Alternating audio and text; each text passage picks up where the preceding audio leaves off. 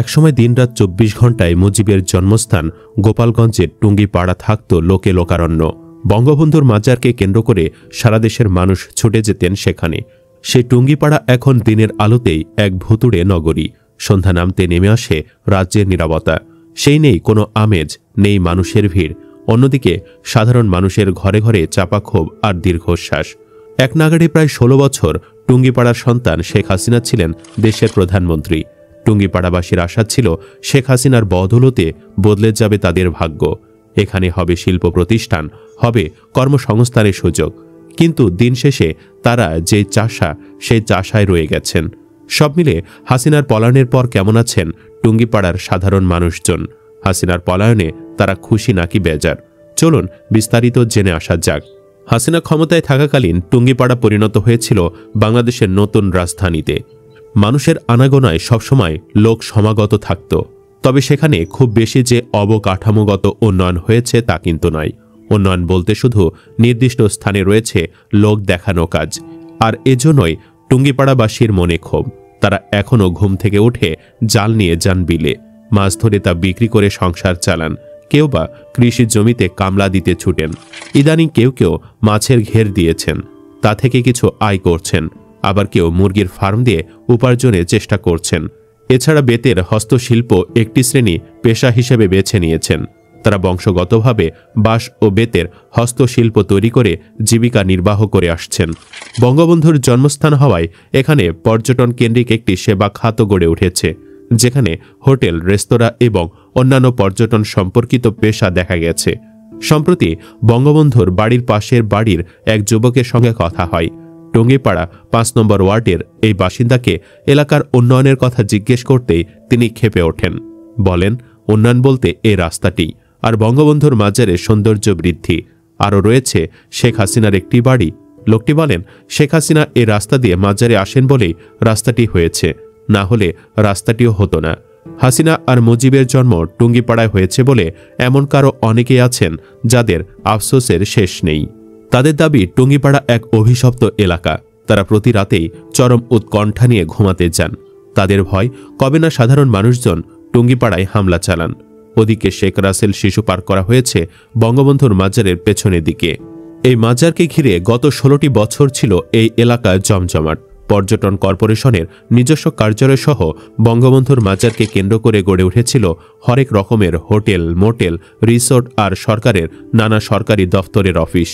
কিন্তু গত বছর ৫ই আগস্ট শেখ হাসিনা দেশ ছেড়ে পালিয়ে যাওয়ার পর বিশেষ করে সেনা সদস্যদের ব্যারাক, পুলিশি নিরাপত্তা চৌকি, গোয়েন্দা সংস্থার নিরাপত্তা সবকিছু এখন উঠে গেছে। ভুতুড়ে পরিবেশ বিরাজ করছে টুঙ্গিপাড়ায়। পিকনিক স্পট আর বিনোদন কেন্দ্রগুলোও ধুঁকছে দর্শকের অভাবে।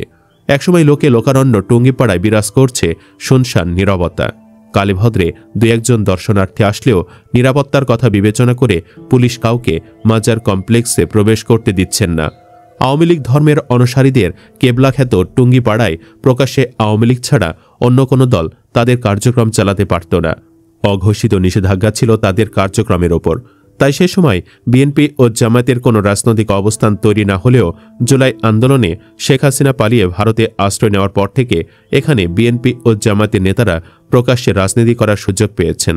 অন্যদিকে শুনশান নীরবতা আওয়ামী লীগ কার্যালয়ে পরিত্যক্ত অবস্থায় পড়ে আছে। টুঙ্গিপাড়া এখন কেমন আছে এ প্রশ্নে গিমাডাঙ্গা গ্রামের প্রমোদ দাস বলেন, এখন বলতে গেলে অনেকটা চাপমুক্ত আছি। আওয়ামী লীগ আর তার অঙ্গ সংগঠনের লোকজনের কারণে কথা বলাই ছিল মুশকিল। যে কোনো কাজে বাধা দিত তারা। এখন স্বাধীনভাবে কাজ করতে পারছি। আগে নিজের জমিতে কাজ করতে গেলেও তাদের কথার বাহিরে যেতে পারতাম না। হিন্দু সম্প্রদায়ের কত লোকের জমি যে দখল করে নিয়েছে ওরা, এর ইয়ত্তা নেই। জমির জন্য অনেকে মানসিক ভারসাম্য হারিয়ে ফেলেছেন, কিন্তু ওদের মনে কোনো মায়া হয়নি। একই গ্রামের আজাদ হোসেন বলেন, আমাদের গর্ব ছিল এটাই, দেশের প্রধানমন্ত্রী আমার এলাকার মেয়ে। কিন্তু এলাকার মেয়ে হয়ে আমাদের উন্নয়নের দিকে তিনি ফিরেও তাকাননি। এখন হাসিনার জন্য আমাদের ঘৃণা হয়, মনে হয় আমরা হাসিনার অপকর্মের সাক্ষী। ওই ব্যক্তি বলেন, আমাদের ভাগ্য বদলায়নি। একটি শিল্প কারখানাও করেননি যেখানে এ এলাকার মানুষের কর্মসংস্থান হবে। শ্রীরাম কান্দি গ্রামের ফজলে শেখ বলেন, গত ১ বছর ধরে টুঙ্গিপাড়া জৌলস হারিয়ে গেছে। সন্ধ্যায় আর বাতি জ্বলে না টুঙ্গিপাড়ায়। মানুষের আনাগোনা একেবারেই নেই। আওয়ামী লীগের লোকজন পালিয়ে গেছে। আমরা যারা আছি ভয়ে ভয়ে, এদিকে গেলেও যন্ত্রণা, আবার ওদিকে গেলেও যন্ত্রণা। পাটগাতি গ্রামের রাহাত মিয়া বলেন, টুঙ্গিপাড়া আসলে এক অভিশপ্ত নাম। এখানে জন্ম নেওয়াটাই যেন অন্যায়। গত 16 বছর নিজের এলাকার মেয়ে প্রধানমন্ত্রী হলেও আমাদের জন্য একটুও ভাবেননি। তিনি ভেবেছেন তার বাড়িকে কিভাবে সুন্দর করা যায়। আমরা যেমনটি ছিলাম আগে, এখনও তেমনই রয়ে গেছি। একই গ্রামের সামাদ হোসেন বলেন, নদী খাল আমাদের বাঁচিয়ে রেখেছে। আল্লাহর দেওয়া এ নেয়ামতই আমাদের উপার্জনের মাধ্যম।